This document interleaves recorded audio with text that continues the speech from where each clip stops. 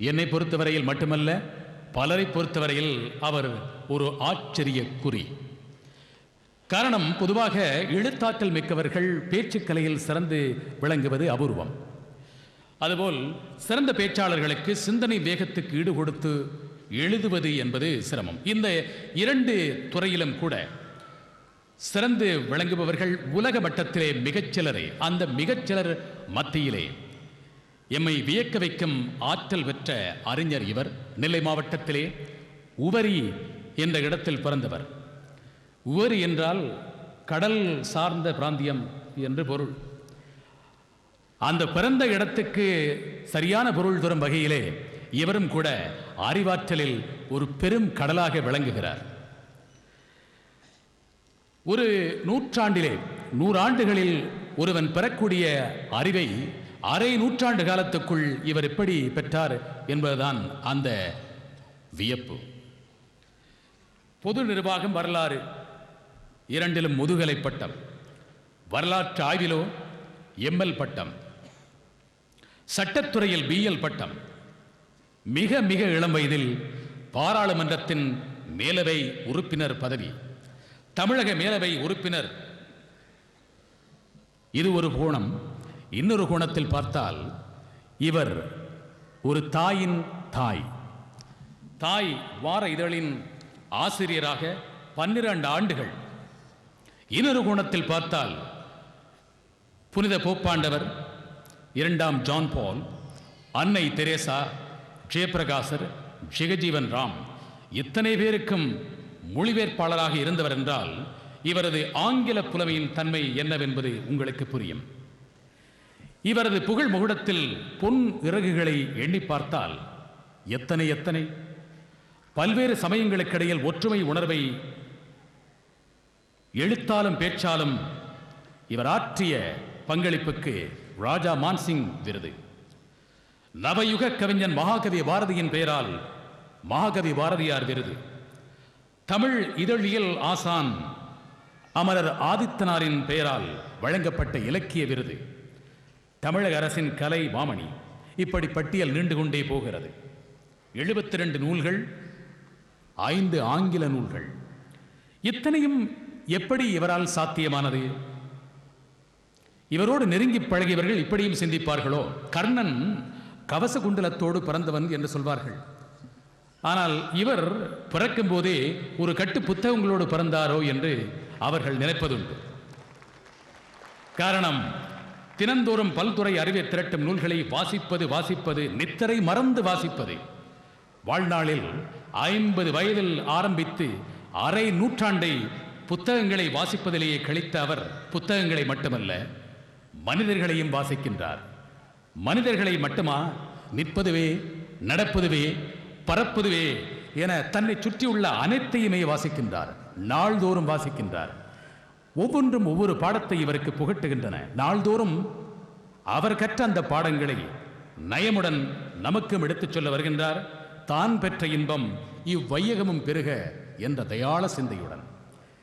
அவரது சங்கு சங்க நாதத்துடன் அமைந்த சங்கு. அதனால் தான் அவரை வலம்புரி ஜான் என்று அழைக்கின்றார்கள். அதிலிருந்து அர்த்தமுள்ள வார்த்தைகளுடன் அமைந்த சொற்பொழிவை கேட்க இதோ உங்களோடு சேர்ந்து நானும் தயாராயிருக்கின்றேன். உங்கள் முன்னிலையில் ஞான பாரதி, கலை மாமணி வலம்புரி ஜான் அவர்கள்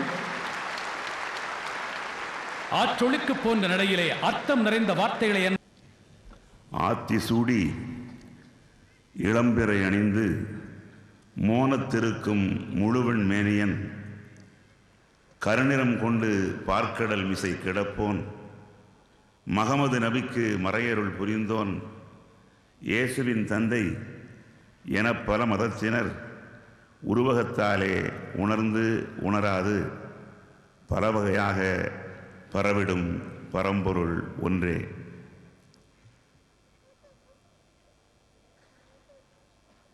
கதிர்வெடித்து புலம்பு விழ கடல் குதித்து சூடாற்ற முதுமை மிகு நிலப்பரப்பில் முதற் பிறப்பு தோன்றிவிட நதி வருமுன் மணல் சருமுன் பதிமதுரை பெருவெளியில் பாண்டியர் கை பார்த்தவளே, நின்னையான் வணங்குவதும் நீ என்னை வாழ்த்துவதும் அன்னை மகற்கிடையே அழகு இல்லை என்பதனால் உன்னை வளர்த்து வரும் ஒன்புகள் சேர் தென்புலவர் தம்மை வாழ்த்துகிறேன் தமிழ் புலவர் வாழியரோ.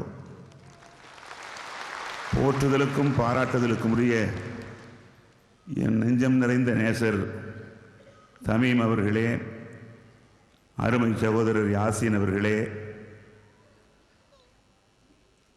திருக்குறளை உலகப் பந்தில் பூமி பந்தில் தமிழர்கள் வாழுகின்ற இடங்களிலெல்லாம் எடுத்தோதுகின்ற எங்கள் போற்றுதலுக்கும் பாராட்டுதலுக்கும் உரிய பேராசிரியர் சாலமன் பாப்பையா அவர்களே, என்னுடைய அருமை தம்பி சுகி சிவம் அவர்களே, அருமையான என் நண்பரும் சிறந்த கலைஞருமான இயக்குனர் பார்த்திபன் அவர்களே, மிகுந்த ஆர்வத்தோடு இந்த அருமையான கலை விழாவிலே கலந்து கொண்டிருக்கின்ற அன்பார்ந்த தமிழ் நெஞ்சங்களே, உங்கள் அத்தனை பேருக்கும் என்னுடைய வணக்கத்தை வாழ்த்துக்களை நான் தெரிவித்துக் கொள்கிறேன். ஏறத்தாழ 10வது வயதில் பேசத் தொடங்கினேன். இன்று வரை நாள்தோறும் நாவாடிக் கொண்டிருக்கிறேன். ஆனால் நான் இங்கு வந்திருக்க இயலாது. ஏனென்றால் எனது இரு கண்களிலும் அறுவை சிகிச்சை நடத்தப்பட வேண்டும் என்று மருத்துவர்கள் சொல்லி நாள் குறித்தார்கள். ஆம் என்று சொல்லிவிட்டு இல்லத்திற்கு வந்தேன். முதல்வருடைய அலுவலகத்திலிருந்து தகவல் வந்தது, புறப்பட்டு திருநெல்வேலிக்கு போ, தேர்தல் நேரம் என்று. வாரத்தில் 64 கூட்டங்கள். இந்த ஒத்துழையாமை இயக்கத்தை தொண்டை நடத்துவதற்கே கூட அதுதான் காரணம். தொண்டை ஒத்துழையாமை இயக்கம் நடத்தினால் கூட தமிழுக்கு ஆற்றுகிற தொண்டை மறக்கக்கூடாது என்று பேசிக்கொண்டிருக்கிறேன். ஆக 64 கூட்டங்களை முடித்துவிட்டு அதற்கப்பாலே என் விழிகளிலே வெளிச்சமில்லை. உப்பு நீர் பூக்களாக உலர்ந்து போன காய்களாக இருக்கிறது. சின்ன சின்ன தீபங்களாக நீங்கள் தெரிகிறீர்களே தவிர உங்கள் முகங்கள் எனக்கு தென்படவில்லை. ஆனாலும் என்னுடைய நெஞ்சத்திற்கு ஓப்பான தமிழ் மக்கள், சிங்கப்பூரிலே வாழுகின்ற என் தாய்க்குலத்து மக்கள், என் தமிழ் மக்கள் என்பதற்காக இந்த பயணத்தை ஒத்தி போடாமல் என் கண்கள் தெரிகிறதோ இல்லையோ, என் காதுகள் கேட்கிறதோ இல்லையோ, என் மக்கள் என்னை கேட்பார்கள், தமிழர்கள் என்னை கேட்கிறார்கள் என்கிற அந்த உணர்வோடு உங்கள் முன்னாலே நிற்கிறேன். அருமைக்கும் பெருமைக்கும் உரிய அன்பர் அமீத் அவர்கள் சொல்லியிருக்கிற மணிவாசகத்திற்காக என் தலை தாழ்ந்த வணக்கத்தை தெரிவித்துக் கொள்கிறேன். என் தாயினுடைய தாலாட்டை நான் சின்ன வயதிலே கேட்டவன். பெற்றோர்களை சின்ன வயதிலே நான் இழந்தவன். மீண்டும் என்னுடைய தாயினுடைய தாலாட்டு ஒரு வேட்டி கட்டிய தாயினுடைய விபரீத குரலாக இன்றைக்கு ஒலிக்கிறது என்பதை எண்ணி பார்த்து இதயம் பூரித்து நிற்கிறேன். மனத்திற்குள்ளே மழை விழுவதைப் போல மகிழ்கிறேன். ஆண்டுகள் பலவற்றுக்கு முன்னாலே அருமை தம்பி சுகிசிவம் அவர்கள் கல்லூரி நாட்களில் பேச்சு போட்டிக்காக என்னோடு வருவார்கள். இறுதியாக நான் பேசிய இடம் கூட எனக்கு நினைவிருக்கிறது. பச்சையப்பன் கல்லூரியில் நடைபெற்ற போட்டியில் இருவரும் கலந்து கொண்டோம். அதற்கப்பாலே காலத்தின் பாதைகள் எங்களை பிரித்தன. காடு ஒன்றினில் 2 பாதைகள் கடுகி நடந்தன இணைகோடுகள் போல். கருதியே தெரிந்தேன் ஒரு பாதையினை பலர் நடக்காத பாதைதான் அதுவாம் என்று ராபர்ட் ஃப்ராஸ்ட் சொன்னதைப் போல பல ஆண்டுகளுக்கு பிறகு இன்றைக்கு அவருடைய சொற்பொழிவினை கேட்கின்ற பேற்றினை பெற்றேன். அவருடைய பேச்சுக்காக நான் பெருமைப்படுகிறேன். பயன் தரத்தக்க அருமையான செழுமையான அறிவார்ந்த பேச்சு. எனக்கு என்ன தலைப்பு என்று பார்க்கிற போது தலைப்பு தருவது சரிதான்.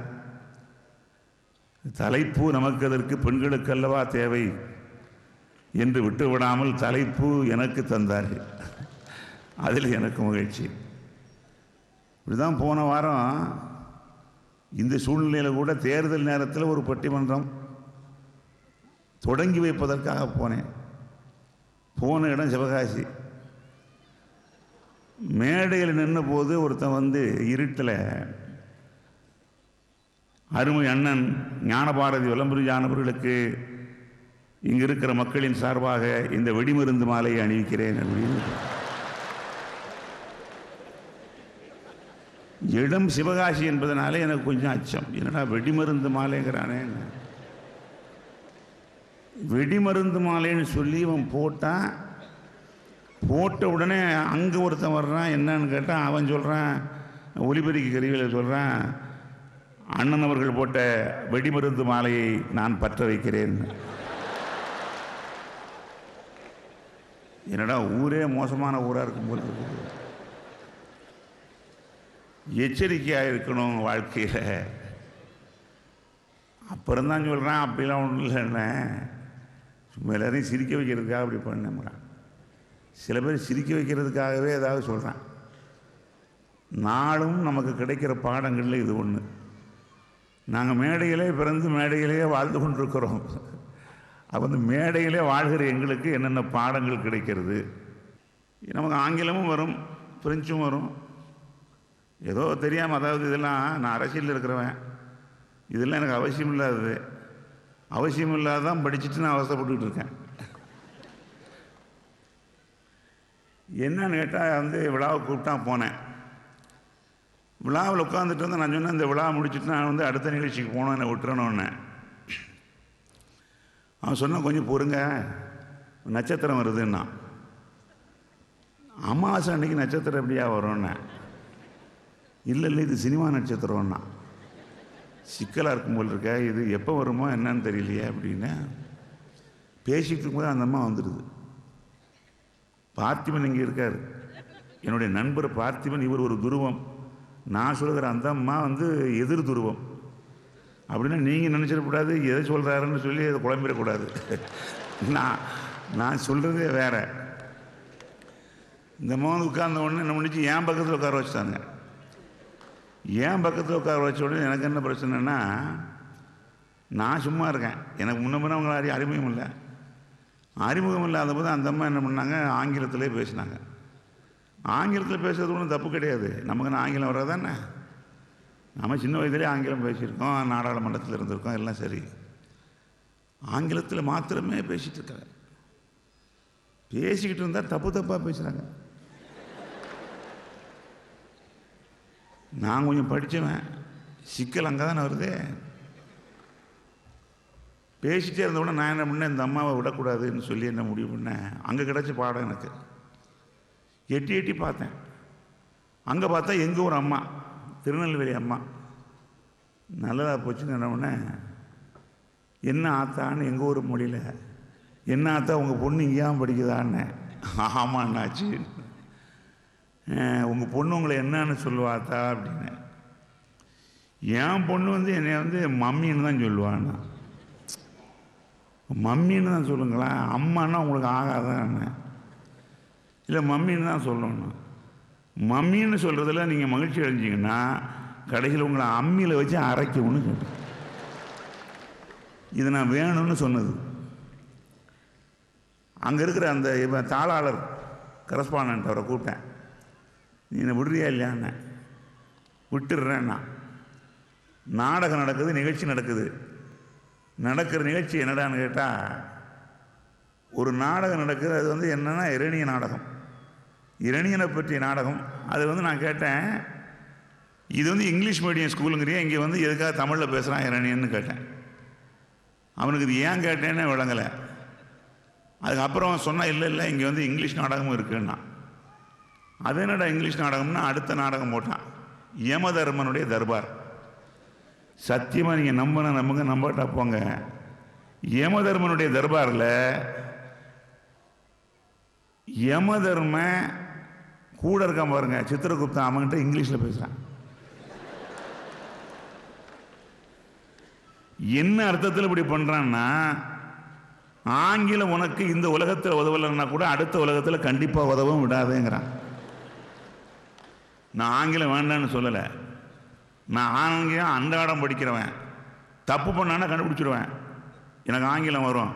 ஆனால் தன்னுடைய சொந்த தாய்மொழிக்கு தலைவணக்கம் செலுத்தாத எந்த நாடும் வாழாது, எந்த சமுதாயமும் வாழாது. வாழுமா?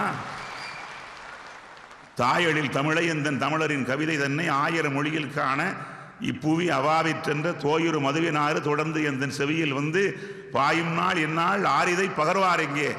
பாவேந்தர் கேட்டால் அது காரணம் இருக்கு. எல்லாம் பண்ணிக்கிட்டு இருந்தான். மேடைக்கு நான் போனேன். மேடைக்கு போன உடனே சொன்னேன், when Mahatma Gandhi was invited to deliver a convocation address at the Pune University, before deliverance of such an address, he was compelled to tears. He was weeping. The students and then all others assembled together and said, Mahatma, why do you weep? Then Mahatma said, I was just calculating how many sacred years Indian students have wasted because they have to have access to science and technology through a foreign medium like English. Then I was compelled to tears, Mahatma said. Correspondent வந்து சொன்னால் தட்டிட்டு தமிழில் பேசுங்கன்னா, English பள்ளிக்கூடத்தில் எதுக்காக தமிழில் பேசணும்னு, English பள்ளிக்கூடத்தில் ஏன்டா தமிழில் பேசணும்னு சொன்னால் இல்லைன்னா விளங்காது அப்படின்னா. இப்போ உங்களுக்கு விளங்குதா? அது விளங்காதுங்கிறதுக்காக தமிழ், நம்ம குழந்தைகள் விளங்கவே கூடாதுங்கிறதுக்காக ஆங்கிலம்.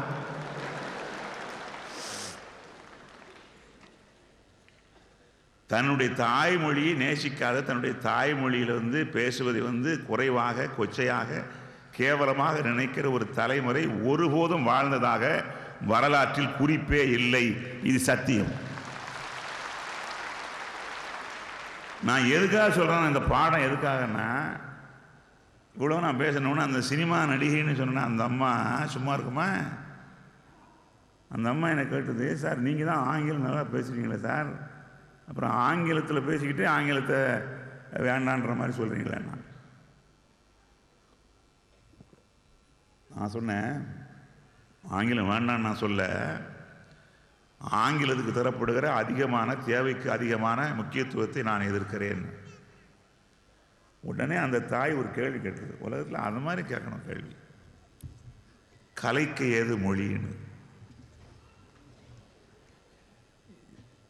சாதாரணமாக ஏன் என்ற கேள்வியை எதற்கும் கேட்பீர், எவரிடமும் துணிவுடன் விளக்கம் கேட்பீர்னு கிரேக்க ஞானி சாக்ரட்டிஸ் கேட்டானே. அதுக்கு பிறகு 2வது கேள்வி ஏங்கிட்ட கேட்குறான் அந்த பொம்பளை, கலைக்கு ஏது மொழி. நான் சொன்னேன், ஆத்தா நடிக்கிறீங்களாப்பா,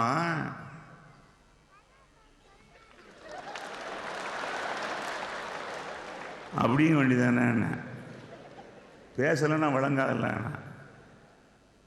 அதாவது துட்டு வாங்கணும்னா பேசணும் தமிழில், இல்லைன்னா அதை கிண்டல் பண்ணணும். கலைக்கு ஏது மொழின்னா அப்போ ஒரு சம்பாதிக்கணுங்கிறதுக்காக தமிழில் பேசுகிறேன்.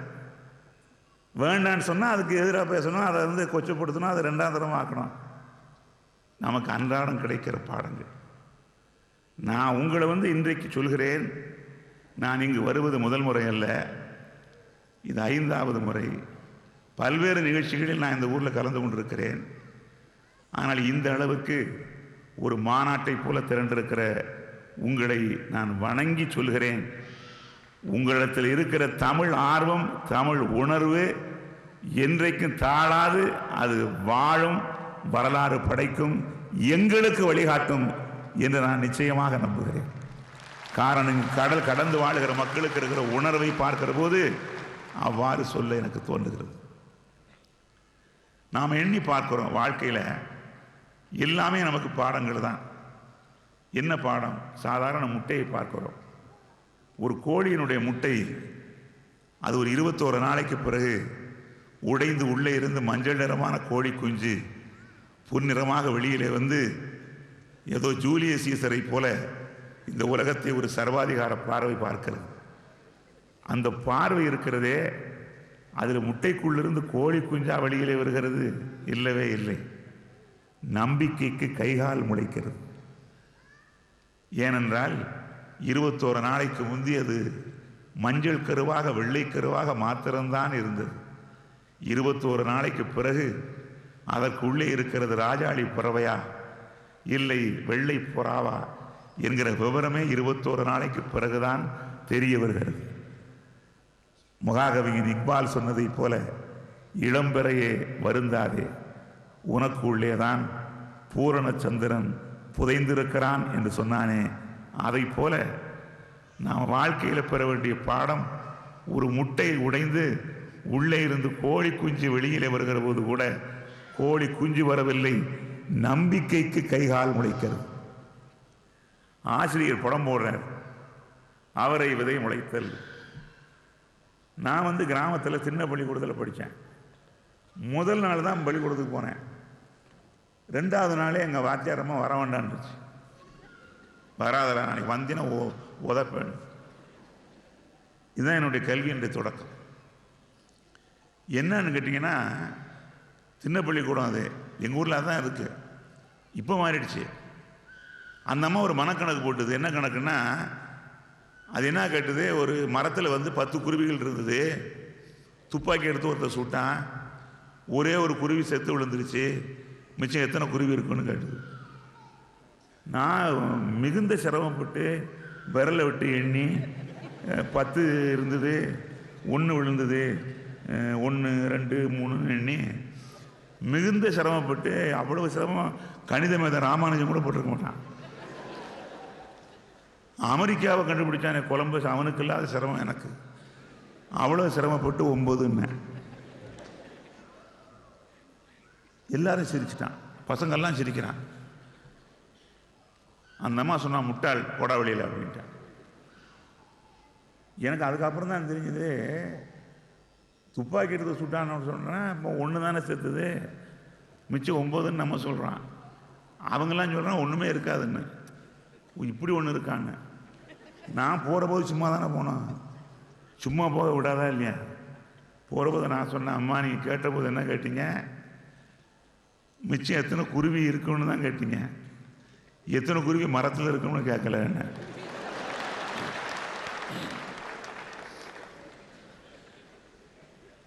நீ முட்டாளாக இருந்தால் இருக்கிற மகிழ்ச்சி, அறிவாளியாக இருந்தால் நான் ஒத்துக்க மாட்டான், போடான்ட்டான் அந்த அம்மா.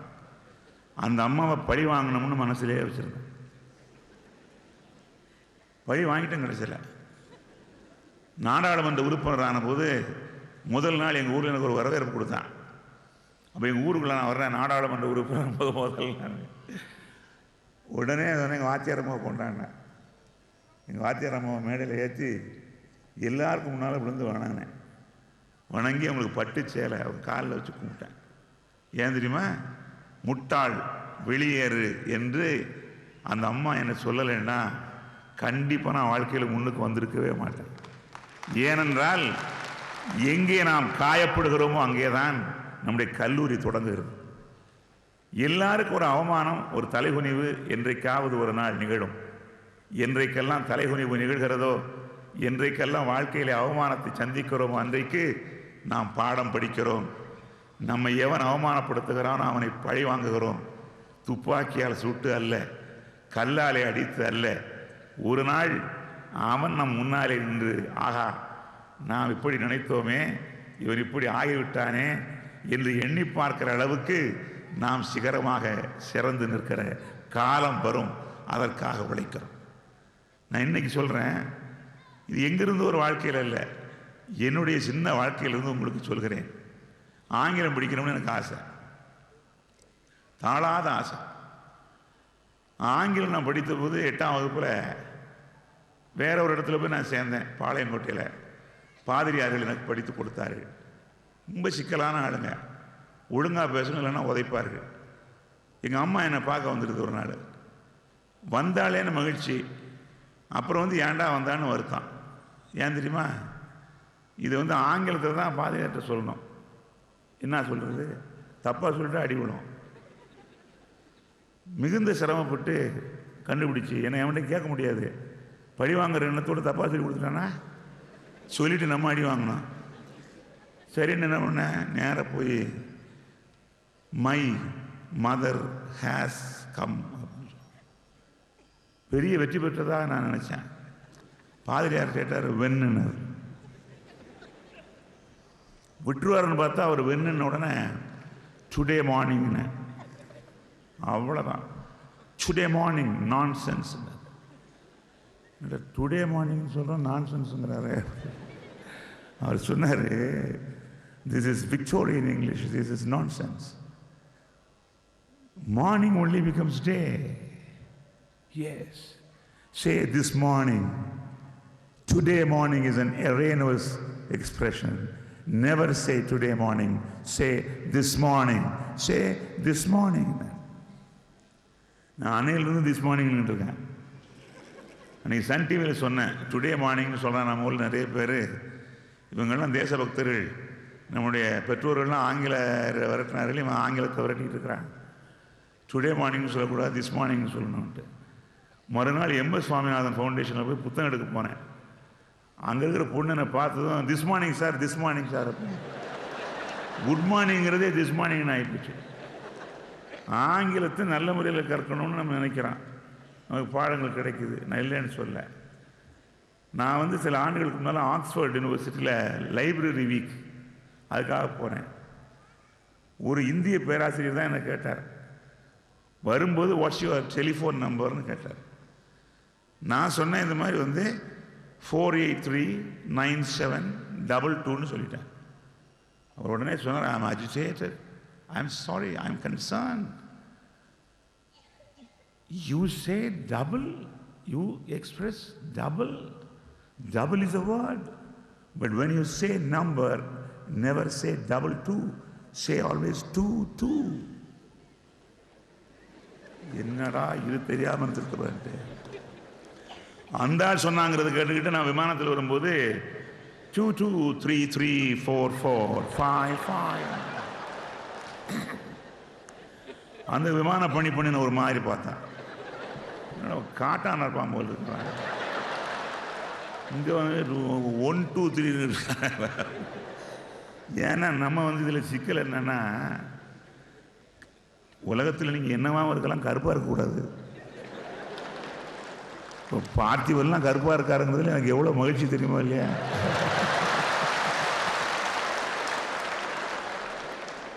இப்போ என் தம்பி சுகிசிவம் வேற கருப்பு தங்கமேன்ட்டார். அவர் கருப்பு தங்கம், நான் கருப்பு வைரம். எங்கள் வீட்டம்மா இங்கே வந்திருக்கு, இங்கே தான் கேட்டுக்கிட்டு இருக்காங்க. உள்ளதை சொல்கிறேன். இவன் அப்படி சொன்னதுலேருந்து நான் இன்றைக்கி வரைக்கும் டபுள்னு சொல்கிறது இல்லை, 2 2 3 3 தான் சொல்லுவேன். பாடம் படித்து அதை விட மாட்டேன்னு வைங்களேன், அது என்னுடைய போக்கு. இங்கே வீட்டுக்கு வந்த உடனே ஒரு தொலைவரி செய்தி அனுப்பணும் சொல்லிக்கிறான்.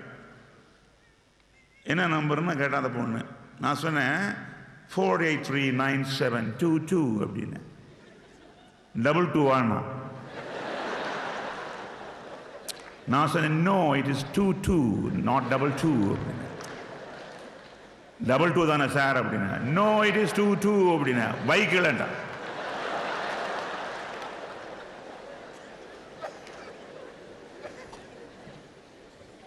சொல்லுவாளா மாட்டாளா? படிக்கிறது சரியாக படிக்கணுங்கிற அந்த எண்ணம் நமக்கு இருக்கும். ஆங்கிலம் படிக்கணும், ஆங்கிலம் படிக்கக்கூடாதுன்னு ஒருத்தர் சொல்ல. சின்ன வயசில் எங்கள் ஊரில் இந்தியன் எக்ஸ்பிரஸ் தான் வரும், 3 மணிக்கு வரும். ஒரே ஒரு ஆளுக்கு வரும். அவர்கிட்ட போய் தூங்குவேன். நீ சொந்தக்காரன், நீங்கள் உலகத்தில் எவங்கிட்டையும் தூங்கலாம், சொந்தக்காரங்கிட்ட தூங்கக்கூடாது. உலகத்திலே துரோகி சொந்தக்காரன் தான். அடுத்தவன்லாம் சரியாக இருப்பான், இவன் சரியாக இருக்க மாட்டான். நான் அந்த ஆள்கிட்ட போய் இந்த இந்தியன் எக்ஸ்பிரஸை கூடுவோம், திண்ணையிலே படிச்சுட்டு திருப்பி கொடுக்குறானே. அவன் என்ன பண்ணான் தெரியுங்களா? அருமையான ஒரு பதிலை சொன்னான். என்ன பதில் தெரியுங்களா? மௌனமாக இருந்துட்டான். அதாவது நம்மளை அவமானப்படுத்துறதுக்கு ஒரு எல்லை இருக்கா இல்லையா? உன்னுடைய அந்த கேள்விக்கு பதிலே இல்லைன்ட்டான். அதுக்கு தகுதியானவனே நீ இல்லைங்கிறான் அவன். அது எவ்வளோ கவிதை மாதிரி சொல்கிறான் பாருங்க. நான் கேட்டுக்கிட்டே இருக்கேன், அவன் சும்மா இருக்காங்க. அப்புறம் பார்த்தீங்கன்னா பத்திரிகை விரித்து வச்சுருக்கான், காலுக்கு மேலே காலை போட்டிருக்கான், விரல் இப்படி ஆடிக்கிட்டே இருக்கு. எனக்கு சந்தேகம், அட்டாவதானியாக இருப்பானா? பத்திரிகையும் படிக்கிறான், காலம் இப்படி ஆடிக்கிட்டே இருக்கு, சரியா? அது எப்படி முடியும்? உத்து பார்க்குறேன், பேப்பரை தலைகளை வச்சுருக்கான்.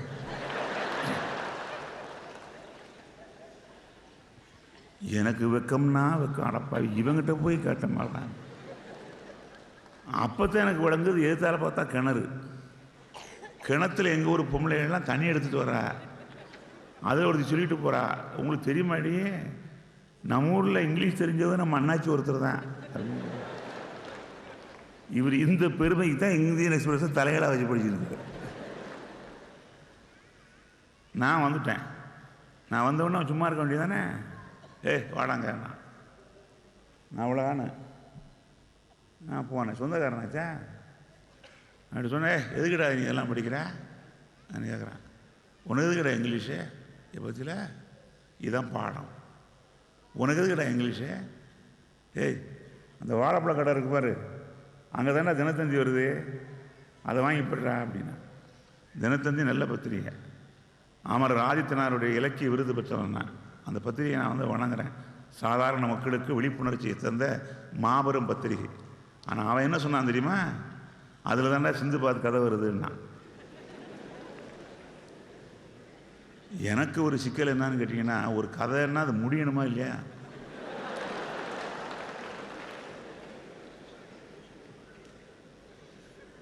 முப்பது வருஷமாக ஒரு கதை வந்துக்கிட்டே இருந்தேன். சிந்துபாத் காதுக்குள்ளே புதன்கிழமை வந்து பாம்பு போகுது, வியாழக்கிழமை வந்து வெளியில் வருது, வெள்ளிக்கிழமை திரும்பி போய் சனிக்கிழமை காது வழியாக வந்துடுதுன்னா, வாய் வழியாக வந்து காது வழியாக போய், காது வழியாக வந்து வாய் வழியாக போய், பாம்புக்கு வலிக்குதோ இல்லையா, நமக்கு வலிக்குதோ இல்லையா? இந்த வருத்தம் எனக்கு உண்டு. பத்திரிகை மேலே எனக்கு மரியாதை உண்டு. அவரே எனக்கு ரொம்ப வேண்டியது. அன்னைக்கு அவன் அப்படி சொன்னான். என்ன வார்த்தை சொன்னான்? சிந்துபாத் கதை படிடான்னு. அப்போ என்ன? சிந்துபாத் கதை படிக்கத்தான் நீ தகுதி உடையவன் என்ற சொன்னான். நான் மனசில் வச்சேன், ஒரு காயத்தை உண்டாக்கி இருக்கிறான். சிந்துபாத் கதை படிக்கத்தான் நான் தகுதி படைத்தவன் என்று நீ பேசியிருக்கிறாய். ஒரு நாள் வரும், அன்றைக்கு உனக்கு நான் ஆரென்று காட்டுகிறேன் என்று சொல்லிவிட்டு போனேன். அன்று தொடங்கி ஆங்கிலம் பயின்றேன். பின்னாளில் சென்னை பல்கலைக்கழகத்தில் நான் ஆங்கில நாவலன் என்று விருது பெற்ற போது பாராட்டு விழா சென்னையில் நடைபெற்றது. அன்றைக்கு அதே உறவினர் சென்னையிலே மருந்து கடை அதிபராக இருந்தார். அவரை அழைத்து போனேன். அழைத்து சென்று எனக்கு பாராட்டு விழா நடந்தபோது முன்வரிசையிலே உட்கார வைத்தேன். முன்வரிசையிலே உட்கார்ந்து எல்லோரும் கைதட்டினார்கள். ஆனால் எல்லாரும் கைதட்டி முடிந்த பிறகும் கூட இவர் தட்டி கொண்டே இருந்தார். தட்டிய கரங்கள் நிற்கவில்லை. நான் தான் சொன்னேன், கைவலிக்கப் போகிறது, நிறுத்தி விடுங்கள் என்று. அப்போது கவனப்படுத்தினேன். நினைவிருக்கிறதா, சின்ன வயதில் இந்தியன் எக்ஸ்பிரஸ் பத்திரிகை உங்களிடத்தில் கேட்டு நான் நின்றது என்று. அவருக்கு நினைவில்லை. அருமை பெரியோர்களே, நண்பர்களே, இதுதான் வாழ்க்கை. ஈட்டி பிடித்து குத்துகிறவனுடைய கரத்தில் வடு மறைந்துவிடும். ஆனால் குத்தப்பட்ட இதயத்தில் மாத்திரம் இரத்தம் வடிந்து கொண்டே இருக்கும். இதுதான் வாழ்க்கை. இன்றைக்கு என்னுடைய அருமை சகோதரர் அமீத் அவர்கள் சொன்னார்கள், இத்தனை நூல்களை எழுதியிருக்கிறார் என்று. எழுதலாம், ஒன்றும் தவறில்லை. நம் நாட்டில் படிக்கிறவர்கள் கூட இப்போது குறைந்து கொண்டே வருகிறார்கள். அன்றைக்கு கொஞ்சம் பேர் பார்க்க வந்தேன். என்னடான்னு கேட்டேன். இதெல்லாம் திருநெல்வேலி பிள்ளைங்க, நாங்கள்லாம் ஆசிரியர் பயிற்சி கல்லூரியில் படிச்சுட்டு இருக்கிறோம், ஊருக்கு போகிறதுக்கு மேலே உங்களை பார்க்கலான்னு வந்தோன்னா. அப்படியான்னு கேட்டேன். கையில் ஒரு தாள் வச்சுருந்தான். என்ன தம்பின்னு கேட்டேன். இல்லை ஒன்றும் இல்லை, நாங்கள் போகிற போது சென்னையில் பார்க்க வேண்டிய இடங்கள்னு எழுதியிருந்தான். சென்னையில் பார்க்க வேண்டிய இடங்கள்னு போட்டு அதில் எழுதியிருக்கான். 1 அண்ணா சமாதி, 2 மிருக காட்சி சாலை, 3 வலம்புரி ஜான்னு எழுதியிருந்தான்.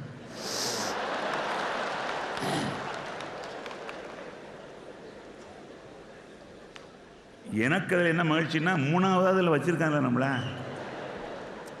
மிருகத்துக்கு எடுத்தாப்புலையாவது வச்சுருக்கானா இல்லையா? நான் அவங்ககிட்ட கேட்டேன், தம்பி என்ன படிக்கிறீங்களா தம்பி? என்ன படிக்கிறோன்னா. இல்லை படிக்கிறீங்களான்னா அதை கேட்கல, வாசிக்கிறீங்களா, புத்தகங்களை வாசிக்கிறீங்களான்னு. ஏன்னா நிறைய புத்தகம் கையில் வச்சுருந்தான். ஏன்னா அப்படி வச்சுருக்கோம், நிறைய பேர் வாசிக்க மாட்டான். வச்சுருப்பேன் அப்படி. வாசிக்கிறோன்னா எப்போன்னா, ஒவ்வொரு நாளும் வாசிப்போம்னா. அதுதான் எப்போம்னா அவனுக்கு கோபம் வந்துடுது. நீ சும்மா போட்டு அவனை போட்டு, அவன் தான் வாசிக்கிறோம்னா விட்டுற வேண்டியதானே, நீங்கள் தான் விட மாட்டீங்களே. எப்போ வாசிக்கிறீங்கன்னு உடனே தினமும் வாசிக்கிறேன். தினமும் எப்போன்னா ராத்திரி. என்ன ராத்திரி எப்போன்னா தூங்குறதுக்கு முன்னால். என்ன ஏன்னு அப்போ தான் தூக்கம் வரும்னா.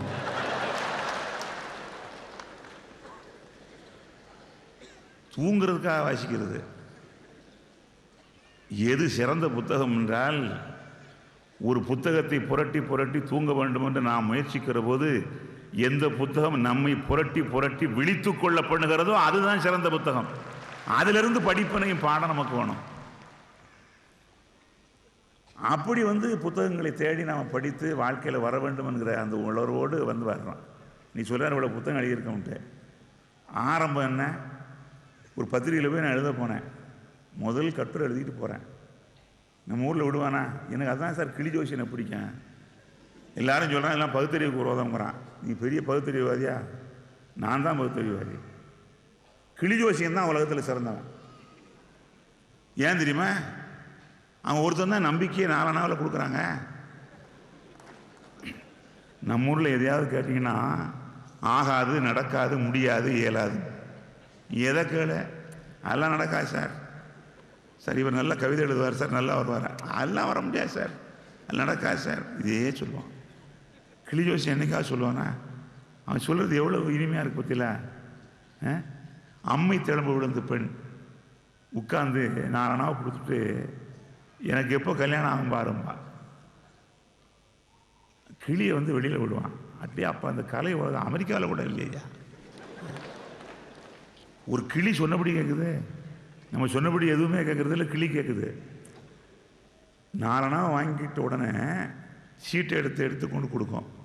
கொடுத்த உடனே அந்த கேள்வியை பாருங்கள், நீங்கள் அங்கே தான் படிக்கணும் பாடம். எனக்கு கல்யாணம் ஆகுமா ஆகாதான்னு கேட்க மாட்டான். ஏன்னா அந்த பதிலை அவன்கிட்ட விடுறதுக்கே விரும்பலை. எப்போ ஆகும்னு தான் கேட்பான். ஆகும்னு எனக்கு தெரியும், எப்போட ஆகும்னு. உடனே அவன் ஒரு இதை படிச்சுவிட்டு தை பிறந்தால் வழி பிறக்கும்னு முடிச்சிருவான். தை பிறந்தால் வழி பிறக்கும்னு அவளுக்கு ஒரு மகிழ்ச்சி. சரி, அவன் என்ன சொல்லுவான்? அம்மா உனக்கு ராமர் மாதிரி ஒரு மாப்பிள்ளை வருவாருமா அப்படின்னு மகிழ்ச்சியாக சொல்லுவான். நாளனா கிடைச்சிருதில்ல. உடனே நம்மால் என்ன பண்ணுறான்? பக்கத்தில் இருந்துக்கிட்டு ராமர் மாதிரி மாப்பிள்ளை வருவார் என்று சொன்னால் இவளை கவர்ந்து போக ஒரு ராவணன் வருவான் என்கிற பொருள் உள்ளே இருக்கிறது என்பதை உங்களுக்கு நான் தெரிவித்துக் கொள்வதில்லை. உன்னை யார் இதெல்லாம் கேட்டதுன்னு? உன்னை யார் கேட்டது? நம்பிக்கை விளக்கை நாட்டில் ஏற்றவே விட மாட்டான். அடிப்படையில் நான் இன்னைக்கு சொல்வதெல்லாம் கட்டுரை எழுதிட்டு போகிறேன். கொடுத்தேன் கொண்டு போய். ஒருத்தர் உட்கார்ந்து அரசர் மாதிரி உட்கார்ந்துருக்காரு அந்த அலுவலகத்தில். பத்திரிகை பேரை சொல்லக்கூடாது. நான் பணிவாக இப்போ கொடுத்தேன். அப்போ நான் சட்டக்கல்லூரியில் முதல் ஆண்டு அப்போ தான் சேர்ந்துருக்கேன். இந்த முதல் கட்டுரை கொண்டு கொடுத்த உடனே அப்படி மேலுங்களை என்னை பார்த்தான். பார்த்த பார்வையிலே நான் ஒன்றுலாம் போனேன். அப்படி பார்த்துட்டான் ஒரு பார்வை. நீ எல்லாம் ஒரு கட்டுரை எழுதிக்கிட்டு உனக்கெல்லாம் இது அவசியமா? கேட்கல, பேசாமல் பேசுகிற பேச்சு. அப்படி ஒரு பார்வை பார்த்தான். அப்போ நான் என்ன பண்ணேன், அவன்கிட்ட பேச்சு கொடுக்கணுங்கிறதுக்காக சார் இந்த டெலிஃபோன் ஒன்று பண்ணணும் சார் அப்படின்னு. அவன் அழகாக தமிழில் சொன்னான், தொலைபேசி வேலை செய்யாது. சொல்லிட்டு என்ன பண்ணால் அந்த தொலைபேசி எடுத்து பேசினான். 2வது அவமானம். என்னை உட்காருன்னு அவன் சொல்ல. அப்புறம் நான் கேட்டேன், கட்டுரை வருமா சார்? என்ன கண்டிப்பாக போட்டுடுறேன்னா.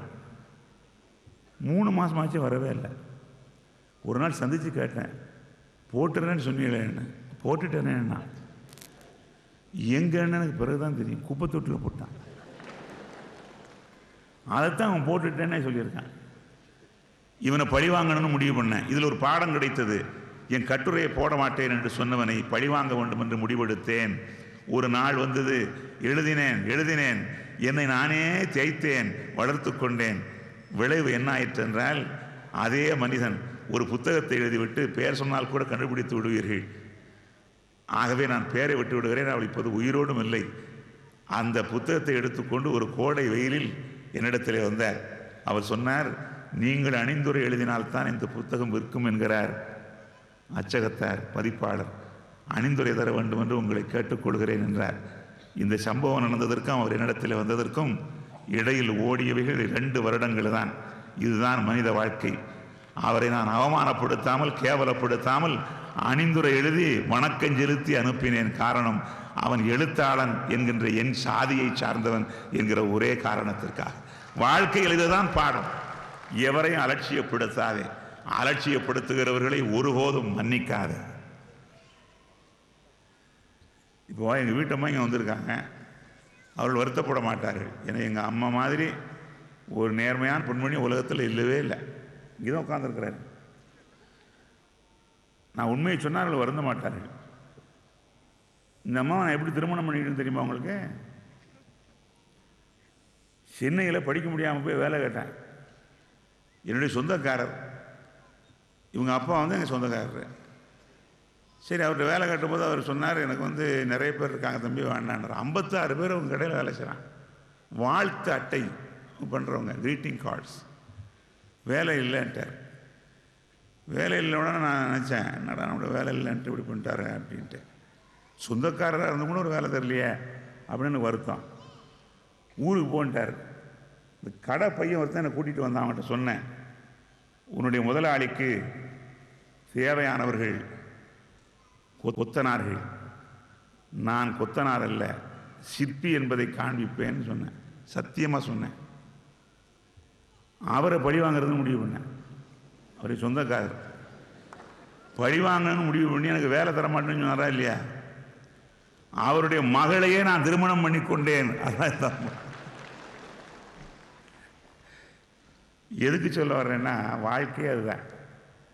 என்றைக்கெல்லாம் அவமானம் நிகழ்கிறதோ, என்றைக்கெல்லாம் உனக்கு இது ஆகாது, இது முடியாது, நடக்காது என்று மனிதர்கள் சொல்வார்களோ, அன்றைக்கு உள்ளத்திலே இளைஞர்களாக இருந்தாலும் எவராக இருந்தாலும் சபதமேற்றுக் கொள்ளுங்கள், இன்றைக்கு வெற்றி பெறாவிட்டாலும் என்றைக்காவது ஒரு நாள் வெற்றி பெறுவேன், வெற்றி பெறுகிற வரை உழைப்பேன், விடமாட்டேன் என்கிற அந்த நம்பிக்கையை வளர்த்து கொண்டால் அதுதான் நாளும் நலம் தரும் நல்ல பாடம். இது நெஞ்சத்தில் என்றைக்கும் வைத்துக் கொள்ள வேண்டும். சாதாரண காகித உரை இருக்கிறதே, அதில் ஒட்டுகிறோமே, கோந்து பிசின் என்று சொல்லி, இது எங்கிருந்து வந்தது? கண்டுபிடித்தவரார்? இதை கண்டுபிடித்தவன் தாமஸ் ஆல்வா எடிசன். நீங்கள் கண்டுபிடித்த அவனுடைய பொருளுக்கெல்லாம் பட்டியல் போடுகிறீர்களே தவிர ஒட்டுகிற கோந்தை கூட அவன் தான் கண்டுபிடித்தான். அதற்காக அவன் வெட்டி பார்த்த மரங்கள் 96. 96வது மரத்தில் இந்த கோந்து பிசின் வராவிட்டால் அவன் 97வது மரத்தை வெட்டி இருப்பான். ஆகவே வெற்றி பெற வேண்டும் என்றால் வெற்றி பெறுகிற வரை முயல வேண்டுமே தவிர முயன்றேன் வெற்றி பெறவில்லை என்பது அல்ல வாழ்க்கை. அந்த பாடம்தான் இன்றைக்கு நமக்கு வேண்டும். ஒரு கூட்டம் நடந்தது, திருமணம் வாழ்த்து, மாப்பிள்ளை பொண்ணு உட்காந்துருக்காங்க. மாப்பிள்ளை பொண்ணு உட்காந்துக்கிட்டு இருந்தால் எனக்கு அந்த திருமணத்தில் வாழ்த்திட்டு அடுத்த திருமணத்துக்கு போனோம். ஒரு பேச்சாளர் பேசுகிறார். பேசினவர் என்ன பண்ணார், நான் இந்த மாப்பிள்ளை பெண்ணை வாழ்த்துகிறேன்னாரு. சரி, வாழ்த்திட்டார் போலுக்கு போகலான்னு பார்த்தா சொன்னார், வானம் நிலவும் போல இவர்கள் வாழ வேண்டும் என்று வாழ்த்தியிருக்கலாம், ஆனால் அது பொருத்தமான உதாரணம் இல்லை. பொருத்தமான உதாரணம் இல்லாத ஏன் சொன்னார்னு தெரியல. எனக்கு கூட்டத்தில் கேட்க முடியாதுல்ல. வானம் நிலவும் போல என்று வாழ்த்தலாம் என்று எதிர்பார்த்தேன். ஆனால் வானத்தில் நிலவு சில நாள் வருகிறது, சில நாள் வராமலே போகிறது. ஆகவே வந்தும் வராமல் போகிற நிலவை சொல்லி வாழ்த்த விரும்பவில்லை. மலரும் மனமும் போல என்று வாழ்த்தலாம், ஆனால் அது கூட பொருத்தமில்லை. எதுக்குடா இதை சொல்கிறான்னு பார்த்தா சொல்கிறான், மனம் இல்லாமலே சில மலர்கள் உண்டு, அதனால் அதை சொல்லி வாழ்த்துவது பொருத்தமில்லை. நகமும் ஜதையும் போல என்று வாழ்த்தலாம். சில பேர் எதையும் வளர்க்க முடியாமல் நகத்தை வளர்க்கிறார்கள். அதில் அழுக்கு சேருகிறது, அப்பாலே வெட்டி விடுகிறார்கள். அது பொருத்தமான உதாரணம் இல்லை. வீணையும் இசையும் போல என்று சொல்லலாம், ஆனால் நரம்பை முறுக்கேற்றினால் ஒருவேளை இசை வரும், இல்லாவிட்டால் நரம்பு தெரித்து போகும், அது பொருத்தமில்லை. அப்படியே சொல்லிகிட்டே போகிறானே என்று பார்த்தா முன்னால் இருந்த ஒருத்தன் கூட வந்தவன் எழும்புனான். எழும்பி சொன்னால், நீர் வானும் நிலவும் போல மலரும் மனமும் போல வீணையும் இசையும் போல நகமும் ஜதையும் போலங்கிற, நானும் என் மனைவியும் போலன்னு ஏன் சொல்லலை? நான் சொன்னேன், அவள் வந்து ஏற்கனவே அடி வாங்கிட்டு இருக்கிறான், அந்த அம்மா வேற வந்து உட்கார்ந்துருக்கு, இங்கேயே விழுந்துட போகுது. என்ன மனிதனுடைய வாழ்க்கை, அவனுடைய பாடம் பெறுகிற வாழ்க்கை பாடம் நடத்துகிற வாழ்க்கையாக இருக்கும். பாடம் நடத்துகிற வாழ்க்கை என்றால் அடுத்தவர்களை சொல்ல முடிகிறதே தவிர மேடையில் ஏறி இந்த மணமக்களை நானும் என் மனைவியும் போல வாழ வேண்டும் என்று வாழ்த்துகிறேன் என்று சொல்லத்தக்கவர் யார் இருக்கிறார்கள்? சொல்ல இயலவில்லை. அவனுடைய வாழ்க்கையை எப்படி அமைத்துக் கொள்ள வேண்டும்? அது ஒரே நாளில் அமைந்து விடுமா என்றால் ஒரே நாளில் அமையாது. ஆனால் அதற்கான முயற்சி காலந்தோறும் நடந்தாக வேண்டும். வாழ்க்கையில் ஒவ்வொன்றும் நமக்கு பாடம்தான். சாதாரணமாக ஒரு கட்டடத்தை பார்க்கிறோம். ஒரு கட்டடத்தை பார்க்கிற போது ஒரு வருடம் அந்த கட்டடம் ஆகிறது. அந்த கட்டடத்தில் பார்த்தா சாரக்கம்புகள் எல்லாம் இருக்கும். சாரக்கம்புகள் எல்லாம் ஒரு வருடம் உழைத்திருக்கும்.